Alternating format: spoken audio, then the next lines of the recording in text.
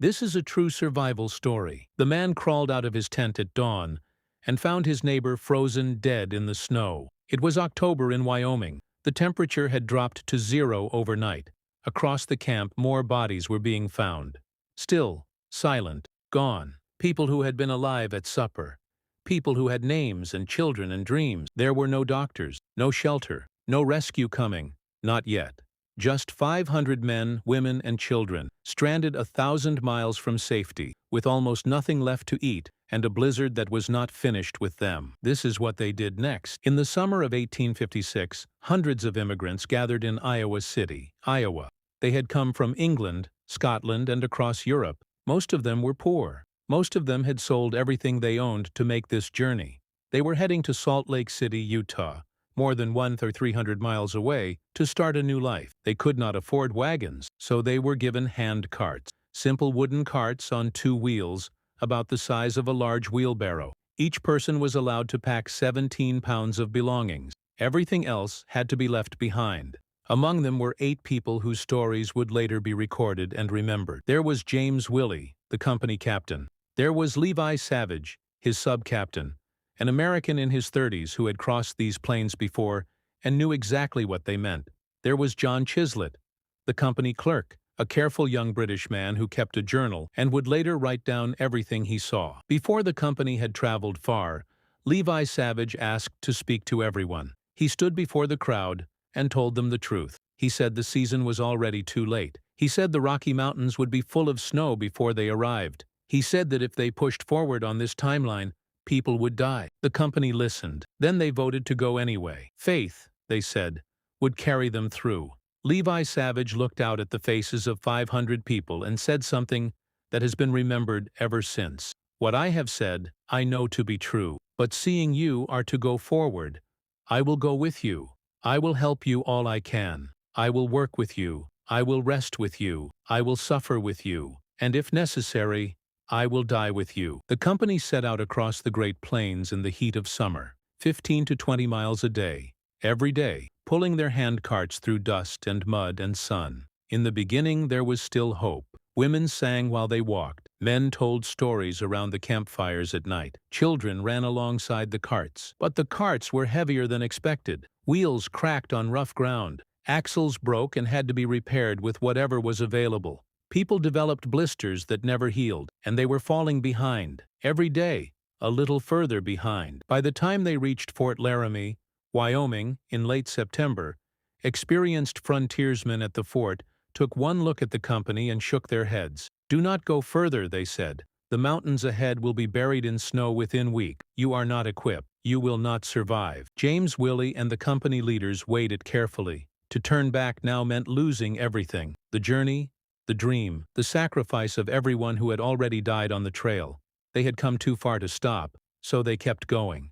They had come too far to stop. That was the problem. On October 19, 1856, the temperature dropped. Not gradually, not with warning. One afternoon the sky turned white and the wind picked up from the north, and within hours the Wyoming highlands were swallowed in a blizzard. The snow came fast and heavy. The handcart wheels sank into the drifts and locked. The clothing most of them wore had been made for summer travel. Thin coats, worn boots, fabric that soaked through in minutes. By nightfall the temperature was falling towards 0. Nobody slept well that night. At dawn, Samuel Openshaw crawled out of his tent. The camp was quiet, in a way it had never been quiet before. He walked to the tent beside his own and pulled back the flap. 2 men lay inside. They did not move. They had frozen in the night. John Chislett would later write in his journal, "Many a father pulled his cart in the morning, not knowing that his child had died in the night." The survivors dug graves in the frozen ground with hands that could barely grip a shovel. They said what words they could. Then they picked up their cart handles and kept walking. There was nothing else to do. It was not just the cold now. The food was nearly gone. Rations were cut to 4 ounces of flour per person per day. For an adult pulling a heavy cart across frozen ground in sub-zero temperatures, that was almost nothing. Mary Heron looked at the small measure of flour in her hands one morning and gave half of it to a child whose mother had stopped being able to produce milk. Elizabeth Sermon had not been able to feel her toes for 3 days. She did not tell anyone. She kept walking. The mood in the camp had changed. The singing had stopped weeks ago. Now people moved in silence, heads down, hands gripping the cart handles, eyes fixed on the ground just ahead of their feet, just thinking about the next step, then the next one. The Sweetwater River was not wide. Under normal conditions, it would have been a minor obstacle. In late October 1856, it was something else entirely. The water was near freezing. Chunks of ice drifted slowly through the current. The crossing was thigh-deep in the middle. The carts had to go across. Everyone had to go across. Men waded in first, gasping at the cold, and began lifting children and elderly women across to the other side. The water soaked through their clothing instantly. Within minutes, legs went numb. Patience Loader waded in with her younger sister on her back.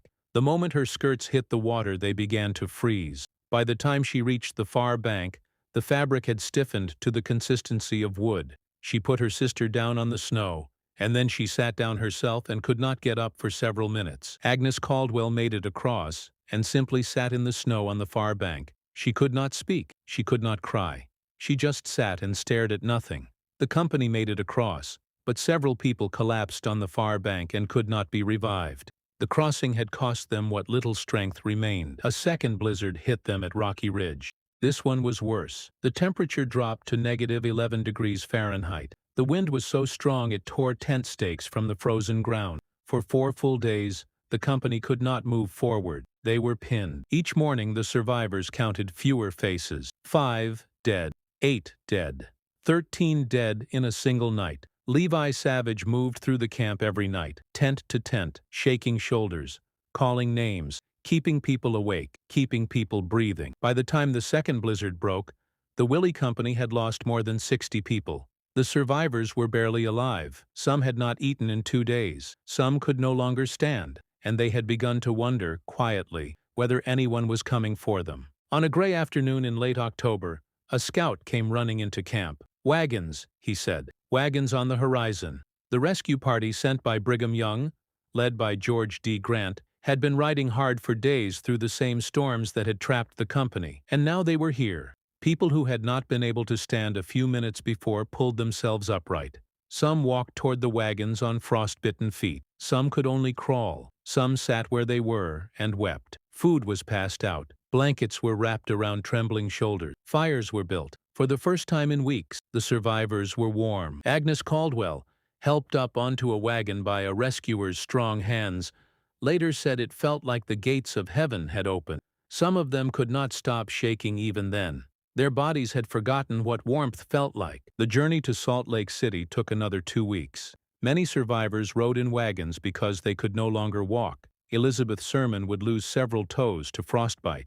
Others lost fingers. Some lost feet. On November 9, 1856, the surviving members of the Willie Handcart Company walked, and were carried, into Salt Lake City. The streets were lined with people, but the celebration was quiet. Everyone understood the cost. More than 67 people from the Willie Company alone had not made it. Years later, people would ask the survivors if they regretted it. Most of them said the same thing, in different words. They said, "We kept going because the person beside us was still going.